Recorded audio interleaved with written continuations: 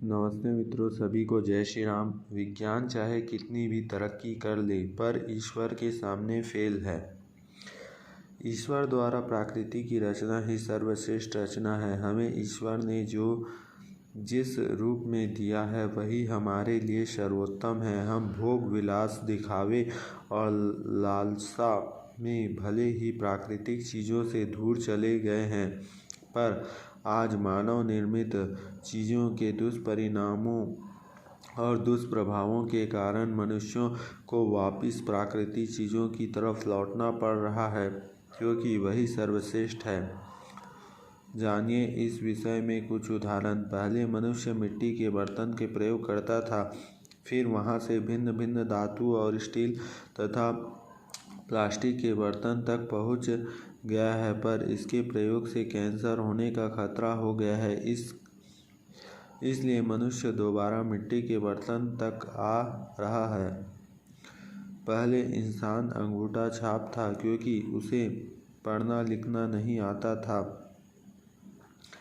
बाद में जब पढ़ना लिखना आया तो सिग्नेचर करने का प्रचलन चला। आज विज्ञान जहाँ चरम सीमा तक पहुँच चुका है, तो इंसान फिर से थंब स्कैनिंग की तकनीक के कारण अंगूठा छाप बन गया। पहले मनुष्य फटे हुए सादे कपड़े पहनता था, फिर साफ सुथरे और प्रेस लिए कपड़े पहनने लगा। फिर फैशन के नाम पर अपनी पैंटें फाड़ने लगी। सूती वस्त्रों से टेरिकॉट तक पहुंचा। इंसान फिर से वापस सूती वस्त्र पर आ रहा है। चौथा, मनुष्य पहले पढ़ता ही नहीं था। जब ज्ञान हुआ तो गुरुकुल के नैतिक और आध्यात्मिक ज्ञान ही लिया। अब विज्ञान चरम सीमा पर है। लोग MBBS, इंजीनियरिंग, MBA, फार्मेसी की पढ़ाई कर रहे हैं, पर नैतिक और आध्यात्मिक ज्ञान तथा शांति नहीं है। आत्महत्या जैसे घोर पाप बढ़ रहे हैं, अपराध बढ़ गया है। समय वो आ गया है कि नैतिक और आध्यात्मिक ज्ञान भौतिक ज्ञान से जरूरी हो गया है। पांचवा, खेती में पहले मनुष्य प्राकृतिक खाद प्रयोग करता था, बाद में यूरिया कीटनाशक दवाओं का प्रयोग करने लगा। इसके दुष्प्रभाव के कारण मनुष्य अब वापस ऑर्गेनिक खेती पर आ गया है। पहले मनुष्य कुदरती फल, खाद्य पदार्थ ही खाता था। उस कुदरती भोजन से मनुष्य processed food, packed food, juice की तरफ बढ़ गया। इससे तरह तरह की बीमारियां होने लगी।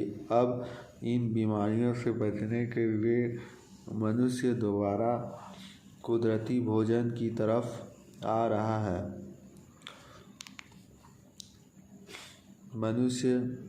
सातवां, पहले मनुष्य सादी वस्तुएं प्रयोग करता था, फिर पुरानी और सादी चीज़ें इस्तेमाल न करके ब्रांडेड चीज़ें का प्रयोग करने लगे।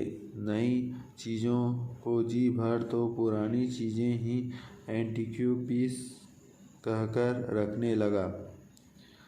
पहले मनुष्य आयुर्वेदिक पद्धति से इलाज करता था, फिर एलोपैथी का प्रचलन हुआ। एंटीबायोटिक का ज़माना आया। एलोपैथी और एंटीबायोटिक के दुष्प्रभाव के कारण मनुष्य वापस आयुर्वेद की तरफ बढ़ रहा है। नौवां, पहले बच्चे मिट्टी खाते थे। जैसे जैसे सभ्यता का विकास हुआ, मनुष्य बच्चों को इन्फेक्शन से डर से मिट्टी के खेलने से रोकने लगा। बच्चों को घर में बंद करके फिसड्डी बना दिया। उसी मनुष्य ने अब इम्यूनिटी बढ़ाने के नाम पर बच्चों को फिर से मिट्टी में खेलना शुरू कर दिया है। 10वां, पहले मनुष्य जंगल में रहा, गाँव में रहा, फिर भी विकास के दौड़ में शहर की तरफ भागा, वहाँ पर्यावरण के प्रदूषित किया और अब वापस साफ हवा और स्वास्थ्य लाभ के लिए जंगल या गांव और हिल स्टेशन की तरफ फिर से जा रहा है। 11वां, जंगल, गांव और गौशाला में रहने वाला मनुष्य चकाचौंध के प्रभाव से प्रभावित होकर शहर भागा, डिस्को पब भागा। अब मनुष्य दोबारा मन की शांति के लिए शहर से जंगल, गांव और गौशालाओं की ओर जा रहा है।